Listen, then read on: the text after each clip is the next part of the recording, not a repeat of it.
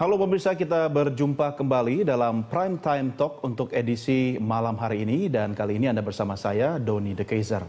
Ya pemirsa, Ketua Pengadilan Tata Usaha Negara atau PTUN Medan bersama dua hakim, panitera pengganti serta pengacara dari kantor pengacara ternama OC Kaligis ditangkap dalam operasi tangkap tangan yang digelar KPK di Medan kemarin. Kasus ini kembali menjadi tamparan keras bagi wajah penegakan hukum di negeri kita, terutama di kalangan korps hakim, di mana mereka seharusnya berada di depan dan menjadi garda terdepan dalam upaya perang melawan korupsi, tapi malah terjerat dalam lingkaran korupsi. Pertanyaannya, mengapa kasus seperti ini kembali terulang, kembali terjadi?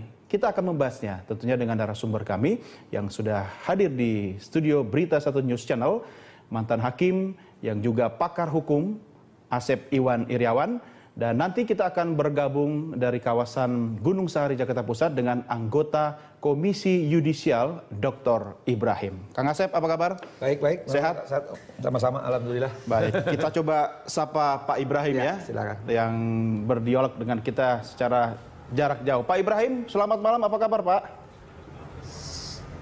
Selamat malam Mas Doni, kabar baik. Ya, sudah buka puasa baik, Pak? Alhamdulillah. Halo?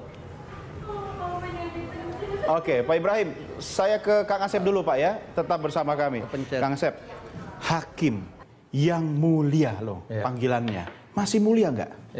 Ya sekarang kalau kejadian begini dilakukan, kita juga tidak hanya terkejut, sedih, kaget, tapi mau apa dikata gitu kan? Karena kejadian ini bukan baru sekali, tapi beberapa kali. Sekali lagi, kalau istilah Oma Irama terlalu. Nah, ya. Karena apa coba? Kan baru kemarin kasus di Jakarta Pusat, Hakim Tun Ibrahim, Hakim Jakarta Pusat Saripudin, di Bandung Imas, Budi Wakil Ketua, Semarang, dan tidak hanya itu, terakhir di luar itu Ketua Mahkamah Konstitusi. Artinya apa?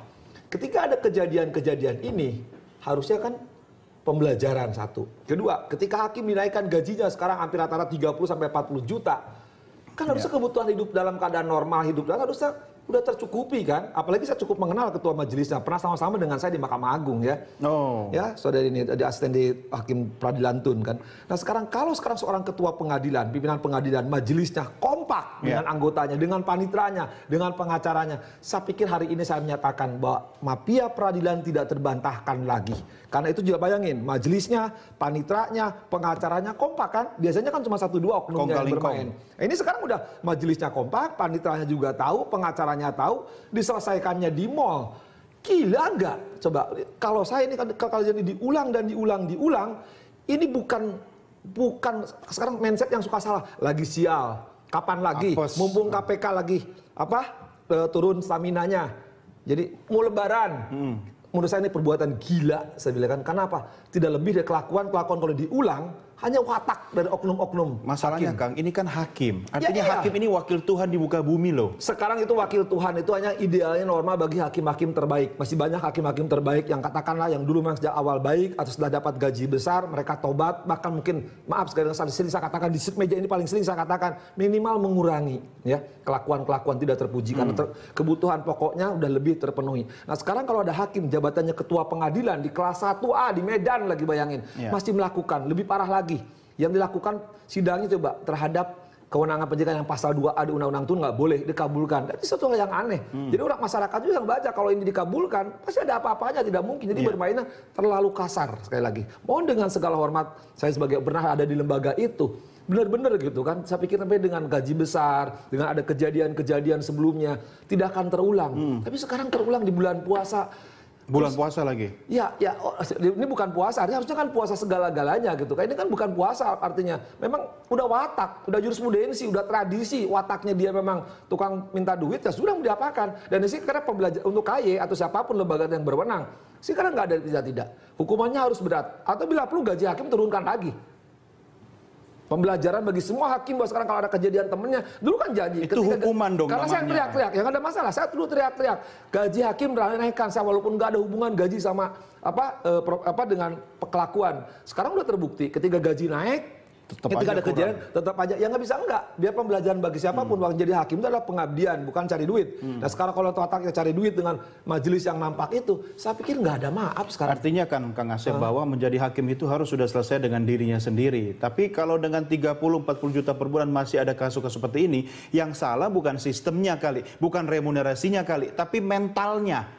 Tadi saya katakan watak, kalau institusional sekarang MA kurang gimana, KY kurang gimana, badan pengawasan MA kurang gimana. Saya kira hampir berapa hari mungkin KY itu kerjaannya untuk mengusulkan majelis kehormatan hakim. Kan kejadian hakim tertangan sekali, bukan sekali, berkali-kali. Ya, tidak hanya itu, hakim yang kena narkoba, hakim yang selingkuh, yang kena kode etik lainnya. Kan harusnya pembelajaran ketika ini harus berhenti dan ada pemenuhan kebutuhan pokoknya. Bayangin kalau katakan 30 juta, pengeluaran sehari 1 juta. Masa nggak cukup? Ya, saya pikir kalau orang nggak cukup, nggak cukup. Satu istri. Ya kita tahu lah hakim harus 1 istri, nggak boleh hakim lebih dari 1 istri kecuali kalau punya simpenan kan yang selingkuh itu kan karena tadi Anda bilang mereka kan harusnya belajar kan. Betul. Mungkin belajarnya bukan belajar lebih baik tapi belajar antisipasi biar nggak ketangkep kali. Bukan belanja karena ketahuan di mall.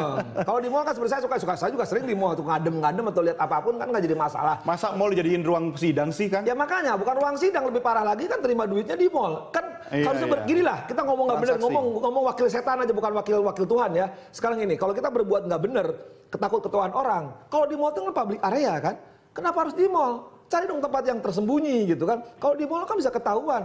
Apakah di toilet umum kan di mana kayak? Artinya maksud Anda Kang Asep sudah nggak tahu malu banget. Ya katakan kita ngomong nggak benar nih ya. Kalau kita ngomong sudah nggak benar, kita ini akan terima uang sesuatu yang memang perbuatan maksiat. Kenapa harus di public area gitu kan? Wah kan di mall itu kan orang kan kenal. Oh si Asep, oh si Doni kan tahu.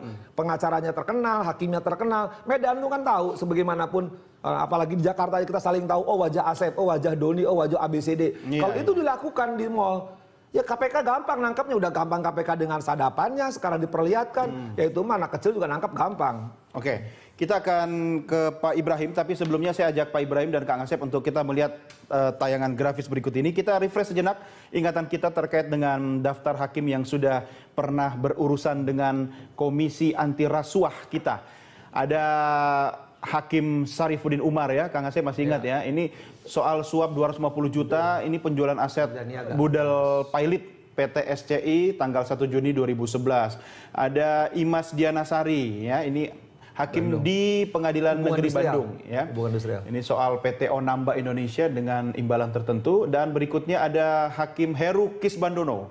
Nah, ini masih hangat juga nih di ingatan kita nih dari Tipikor Pontianak. Ini suap anggota Majelis Hakim Pengadilan Tipikor Semarang terkait dengan Hakim Kartini Marpaung ya, yaitu menerima suap ya oleh Hakim Heru Kisbandono. Ini nomor 34 saling terkait dan kasusnya pada tanggal 17 Agustus. Berikutnya ada Hakim Setiabudi Tejo Cahyono ya, Wakil Ketua Pengadilan Negeri Bandung terkait suap dana bantuan sosial. Ini juga menyeret mantan Wali Kota Bandung Dada Rosada ya. Kemudian, nah ini temannya Kang Asep nih ya. Yang Tun bukan sekali lagi loh. Sebelumnya Tun Jakarta juga ada Ibrahim. Oh iya. Cempaka Putih ada nanti. Oke, iya. Terima kasih koreksinya. Kemudian ini yang kemarin terkait suap penanganan perkara. Dan ada Hakim Amir Fauzi ya, sama kasusnya kemarin, hakim dari PTUN Medan, dan juga Dermawan Ginting, hakim dari PTUN Medan, sama-sama terkait suap penanganan perkara. Ini ngeri-ngeri sedap ini kalau istilahnya Sultan Batugana. Tapi yang nggak akan tidur nyenyak Pak Ibrahim dan teman-teman ini. Pak Ibrahim, bagaimana KAY harus mengambil sikap terkait dengan hakim-hakim bandel seperti ini, Pak? Ya, tentu Mas Doni, apa yang sudah disampaikan oleh Pak Asep itu memang ada benarnya. Jadi persoalan kita sekarang ini adalah dengan kejadian yang kemarin itu sebenarnya menunjukkan bahwa masih ada praktek-praktek yang jauh daripada harapan. Kita sangat mengharapkan sebenarnya masyarakat itu juga memberi dukungan dalam proses peradilan yang baik. Bertemunya hakim dengan pihak atau salah satu pihak itu menunjukkan bahwa hakim tidak menjaga jarak dengan para pihak. Padahal seharusnya hakim itu harus menjaga netralitasnya. Hakim tidak boleh membangun komunikasi dengan salah satu pihak. Satu-satunya ruang untuk membangun komunikasi adalah di ruang persidangan. Di luar itu tidak boleh. Kenapa itu dilarang? Karena itu dikhawatirkan. Karena itu berpotensi untuk terjadinya praktek-praktek Nah, kejadian yang kemarin di Medan itu menunjukkan bahwa komunikasi yang terjadi di luar persidangan itulah yang menyebabkan semuanya terjadi. Dan ini lagi-lagi persoalan integritas. Kami dari Komisi Yudisial tentunya sangat-sangat menyayangkan kejadian kemarin. Padahal cukuplah beberapa oknum hakim sebelumnya itu telah melakukan tindakan yang sama. Harusnya menjadi pembelajaran.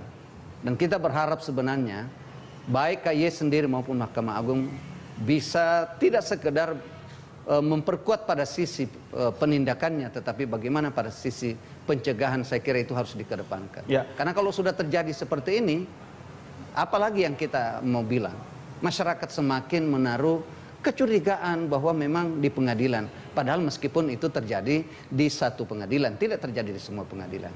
Ini kan soal oknum sebenarnya. Ya, Tapi itu dia Pak Ibrahim. Kalau kita itu bicara oknum, sebenarnya dari zaman dulu juga yang namanya oknum sudah banyak sekali. Iya. Tapi apakah tidak, bukan berarti dengan kata yang lebih bijaksana kita menunjuk ini adalah oknum, dengan tanpa bermaksud semangatnya sekarang untuk membersihkan siapa saja yang ada dalam lingkungan atau institusi kehakiman kita, sehingga apakah oknum atau bukan, preventifnya lebih unggul, Pak Ibrahim. Bagaimana seharusnya ini? Saya setuju bahwa mencegah itu adalah jauh lebih baik daripada mengobati. Mencegah itu adalah jauh lebih baik daripada menghukum. Karena kalau sudah terjadi, bukan saja menurunkan kredibilitas atau trust masyarakat itu terhadap pengadilan, tetapi pencari keadilan juga itu merasa dirugikan dengan praktek-praktek yang seperti itu. Itulah sekali lagi yang saya katakan bahwa hakim harus selalu melakukan internalisasi kode etik dan pedoman perilaku hakim. Bahwa Mahkamah Agung dan jajarannya harus memperkuat yang disebut dengan internal control. Ini yang terjadi kan berjamaah kelihatannya di antara majelis itu. Harusnya di antara mereka ada saling mengontrol, saling mengingatkan. Kalau tidak, kejadian ini akan terjadi terus.